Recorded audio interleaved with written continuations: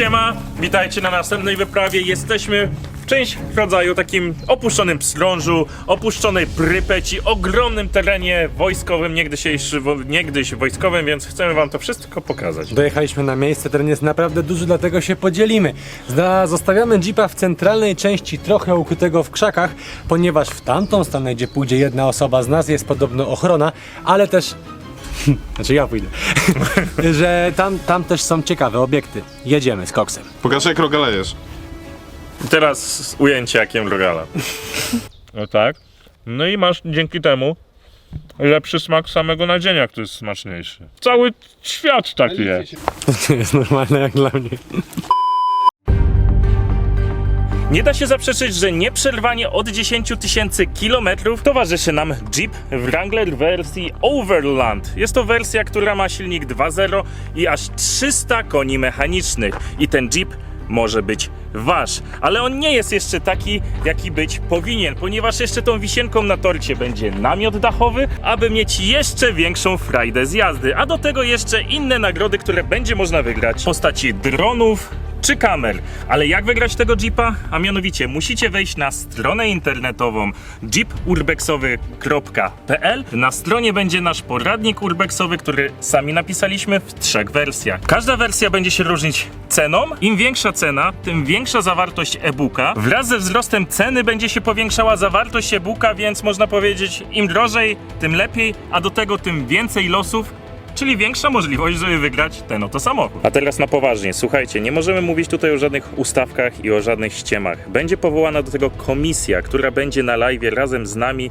i to właśnie oni będą sprawdzać, czy wszystko jest zrobione legitnie, więc jest to w 100% wszystko legalne. Czyli po pierwsze, wchodzicie na stronę jeepurbexowy.pl, wybieracie pakiet, który was najbardziej interesuje. Jest on ciekawy i przy okazji jeszcze wspieracie nasze wyprawy, a do tego dostajecie właśnie losy, za które możecie wygrać Jeepa i wiele innych nagród.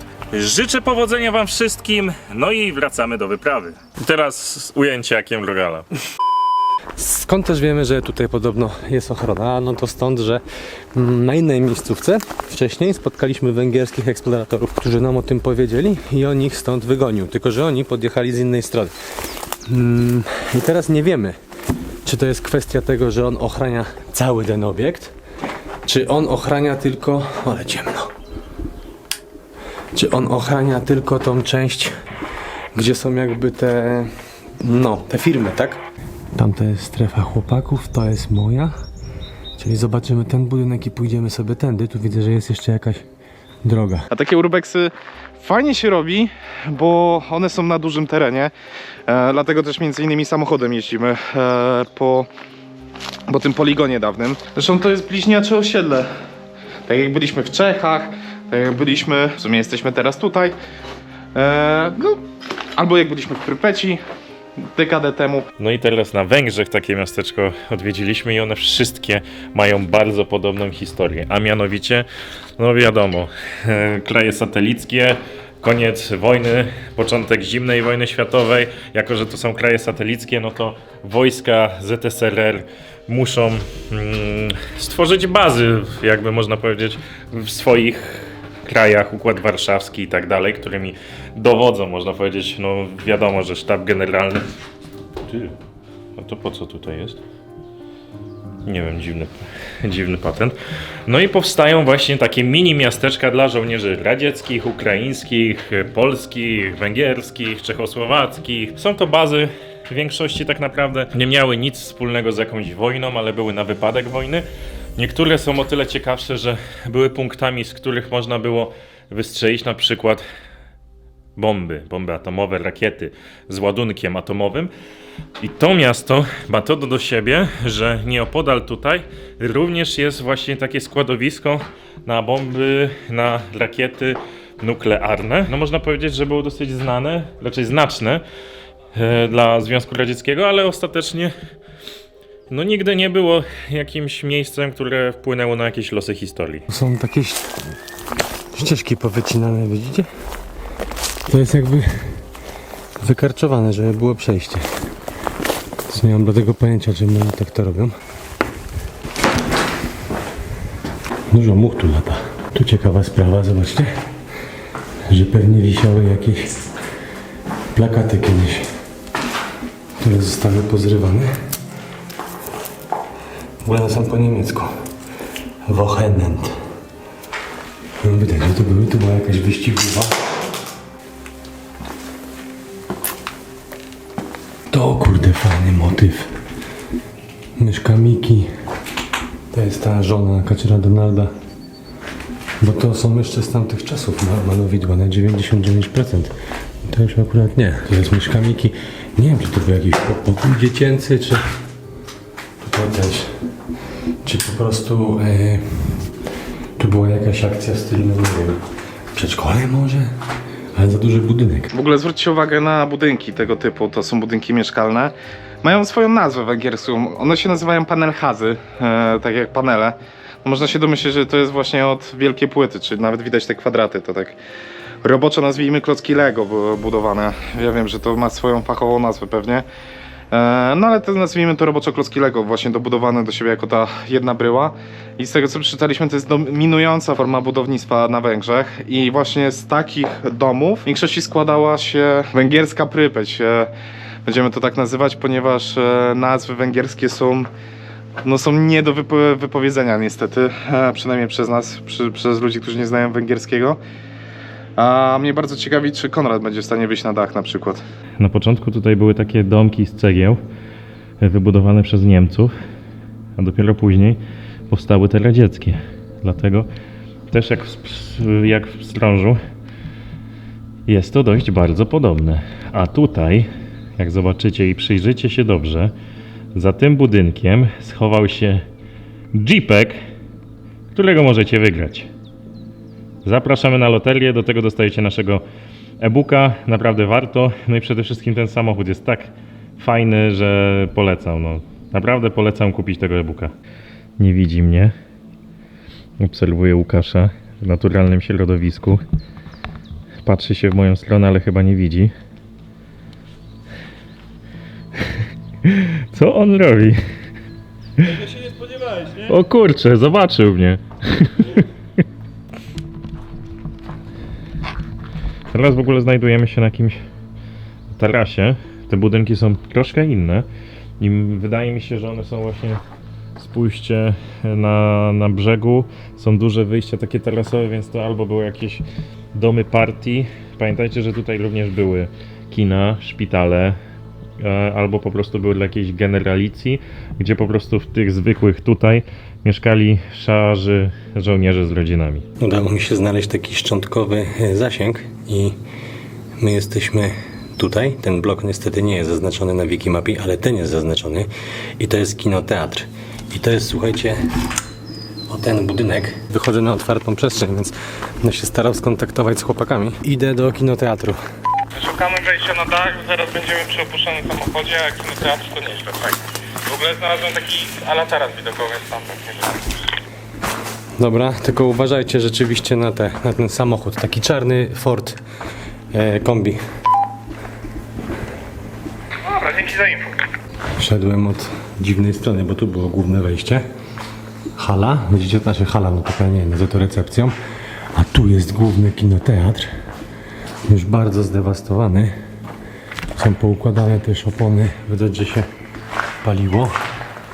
Kurde, fajnie to wygląda i pierwszy raz się z czymś takim spotykam, że u góry, zobaczcie, są balkony porobione. Takie wypukłości, co tutaj widzicie, to dlatego, że pod spodem była po prostu drewniana podłoga zrobiona, tylko że strop spadł na dół i belki utworzyły takie półkola, ale tu jeszcze u góry widać pozostałości po kurtynie chyba.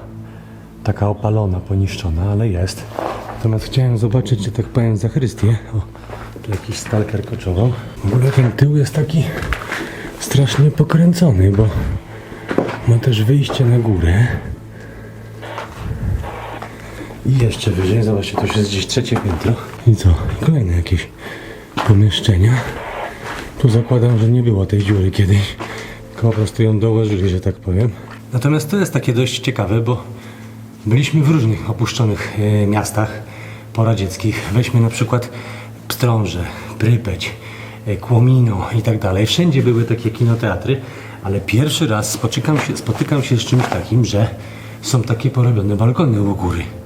Spoko opcja, bo wygląda to naprawdę bardzo ładnie. Mogło to pomieścić o wiele więcej osób, tak?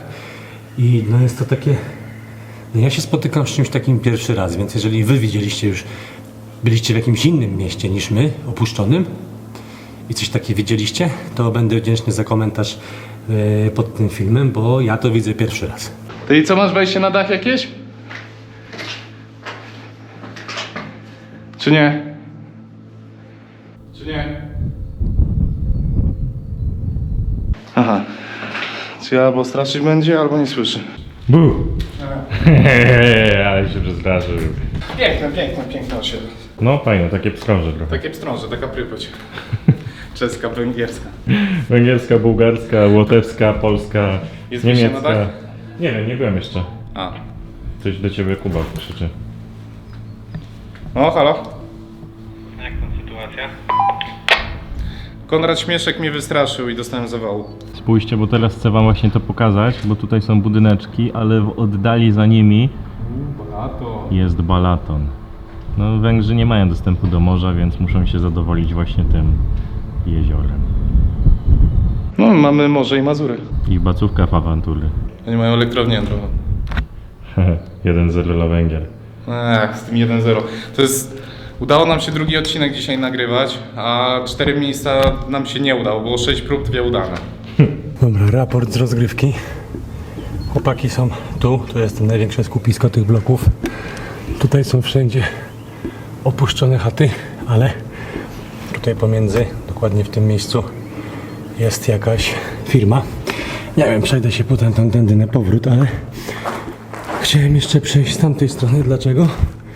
Zobaczcie, tutaj widać hangar lotniska. Jesteśmy z drugiej strony i teraz kurde ciężko mi jest wam to pokazać. Nie wiem, czy to będzie to widać w kamerze. Tu jest jakiś taki budynek, nie wiem, czy to nie jest kotłownia. Tu są 2 hangary i tam dalej jest lotnisko. I mimo, że to wszystko wygląda na zapyziałe, to tutaj, w tym miejscu, o tu chyba, to też tak ciężko widać w kamerze, jest na 99% kamera. Nie wiem, czy to drzewo nam tego nie zasłania. Więc zejdę na dół, przejdę tamtym blokiem, zobaczę, czy jest to połączone. Dobra, słuchajcie, jest przejście, tylko nie wiem, co tam jest dalej, że tak powiem. Czy tu nie ma jakiejś ochrony, kamer? I czy w ogóle da radę wejść do tych hangarów, bo ja już teraz w ogóle jestem jakby nie na terenie bazy, tylko de facto na terenie lotniska, które, tak jak mówię, jest używane przez jakieś tam firmy transportowe, więc zajrzyjmy. No dobra, ten hangar nie wygląda, jakby był użytkowany. Raczej mają go gdzieś. Natomiast kamera była na pewno tam. Tylko że na zewnątrz. Ale tu słychać wiatr, słyszycie? O kurde, ale wieje. I-N-F-O. Nie wiem, czy to jest graffiti. Fajne miejsce. Cisza, spokój. U góry jeszcze widać zawiesia od lamp. Fajnie, że udało mi się wejść do tego hangaru. Tak naprawdę nie ma po co tam iść, bo tam są krzaki, dalej jest ten hangar, tak? Tam dalej jest płyta lotniska i ta firma transportowa. W ogóle myślałem, że to jest też tej firmy, ale na szczęście okazuje się, że jest opuszczone. Natomiast chyba tam dalej po prostu są ludzie, tak? Jacyś pracownicy, bo była ta kamera, co widziałem z okna. Z tego co dobrze pamiętam, to w tym hangarze przytrzymywali migi, ale też i głównie to lotnisko służyło dla śmigłowców. Natomiast idziemy tutaj dalej, widzę, że są jakieś utarte ścieżki. Chociaż nie, tu jest ogrodzenie założone. Ale tędy przejdziemy. Widać, że ludzie chodzą, no tylko wiecie, nie ma co się, że tak powiem, pchać i tak fajnie, że udało się zobaczyć ten hangar. Ja mam, że cieszę się bardzo, że udało nam się nagrać to, no chociaż ten hangar.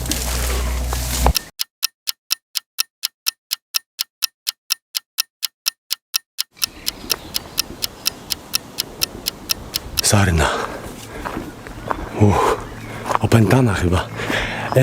Ale nie będę już wchodził do tych budynków, ponieważ po pierwsze tu jest zaraz ta firma, a po drugie Chłopaki bardzo dużo wam pokazali pewnie budynków, bo u nich było tego więcej. Ciekawe, gdzie ta sarna jest. No widzicie, tutaj jest ogrodzone, tu jest widać nowe kontenery postawione.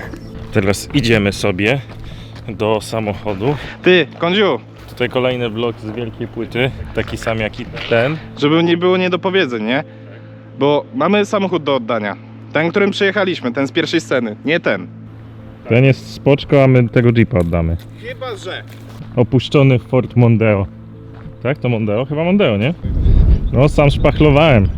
Tyle szpachli miałem w tych progach, że mógłbym drugi samochód wybudować. Ja nie wiem, czy w archiwum Mix takim nie jeździł Molder. Ty, ale on jest w dobrym stanie całkiem, powiem ci. No Mondziak. Mondziak. Kurde, klimatyzacja jest, pety są. To nie jeden. I to nie jeden.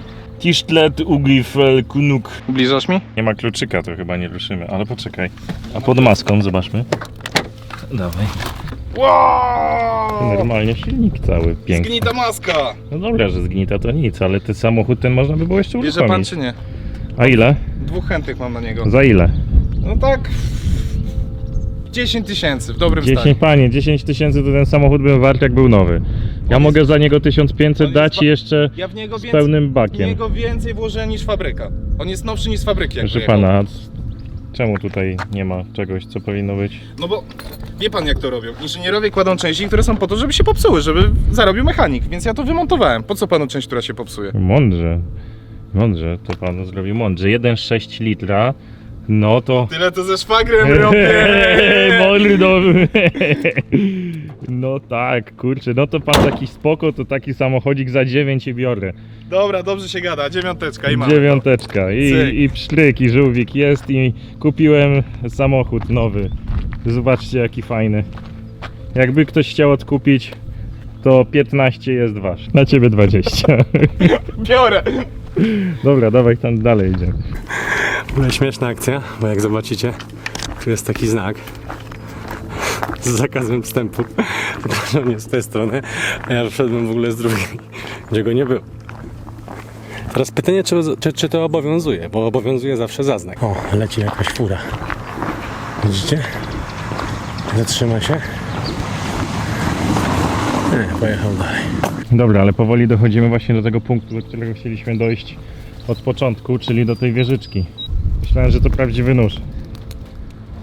A nie jest? Plastik. A, bez kitu. Pewnie w ASG jak się bawią. Bo że teraz się w drzewo bije. No nie bił się. Porzucajmy w drzewo, może się bije. To tutaj rzeczywiście jest ta firma. No to, ale zobacz, wejście do budynku jest za tą tablicą. Więc technicznie można wejść chyba. Siano! Bo to jest specjalne siano, żeby nie przejść dalej. Antywłamaniowe siano.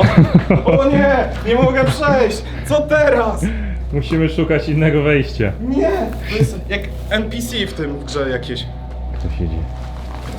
Nie mogę przejść przez ściano. Uciekamy szybko. Nie mogę przejść przez ściano. Odbijamy się od ściana. Nie, no. Zero przejść. Ty, bo to był ochroniarz. Na kodach. Patrz, po czym my chodzimy. O, ty, bez kitu. Tylko, że one są puste. Ale nie wszystkie chyba, te czarne. Nie zobacz, tutaj są też. To była akta jakieś. Kartoczka. Widzisz jakieś w lepszym stanie te czarne? O tutaj, pokaż, poświeć. Jest to tu trzeba po piwnicach i tak dalej. Weź tutaj poświeć. Gówno widać. Ale wiesz co, my chyba jesteśmy w jakimś koszarowcu, nie? Że jakbyśmy poszukali jakichś piwnic, to jest szansa, że jakieś dokumenty znajdziemy. Mhm. No nie no, na tym to już nawet gdyby coś było zapisane, to dzięki panu, ale to chodźmy wyżej. Halo? No siema, mam dobrą wiadomość, udało mi się dostać do hangaru na lotniska. Ty, to żeś mi zaimponował w tej chwili. A coś nie jest? Dziękuję bardzo, zmierzam w waszą stronę. A coś w nim jest? A coś jest w hangarze? Kompletnie nic. Trochę mniej mi zaimponowałeś, ale i tak szanuję. Muszę schudnąć, bez kitu.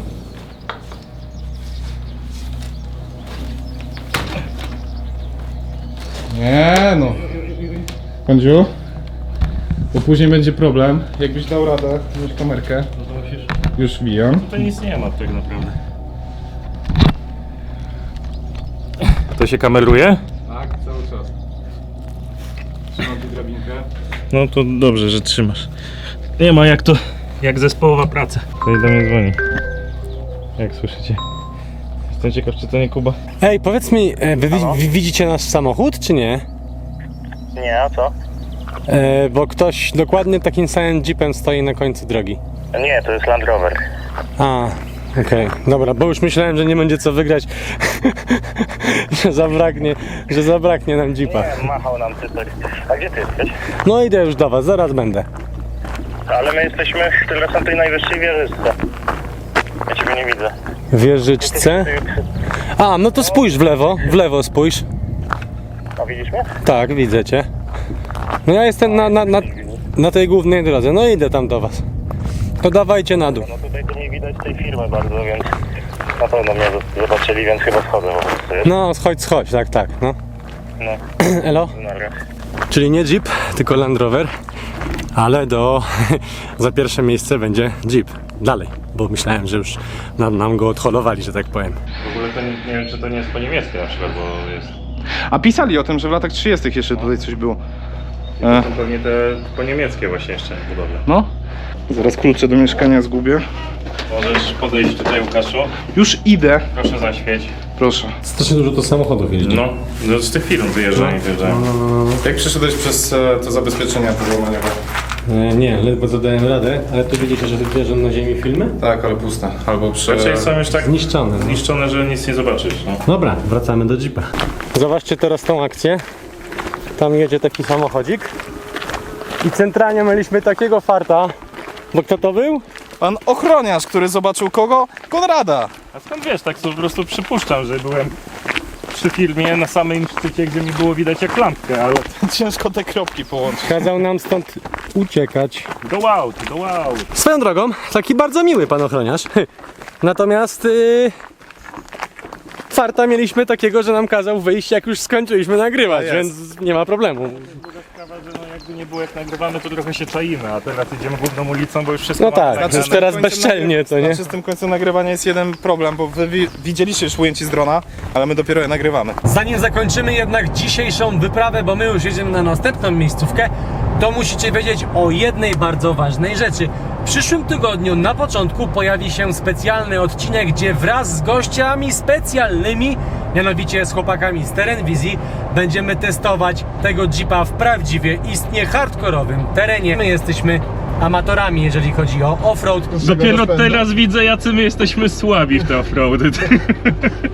Więc będą nas szkolić i pokazywać nam, w jaki sposób bezpiecznie pokonywać terenowe trudności. Nie to, że będę was tym tłukł, chyba że podpadniecie. Także zapraszam Was na specjalny odcinek w przyszłym tygodniu. No i co? Do zobaczenia na następnej wyprawie!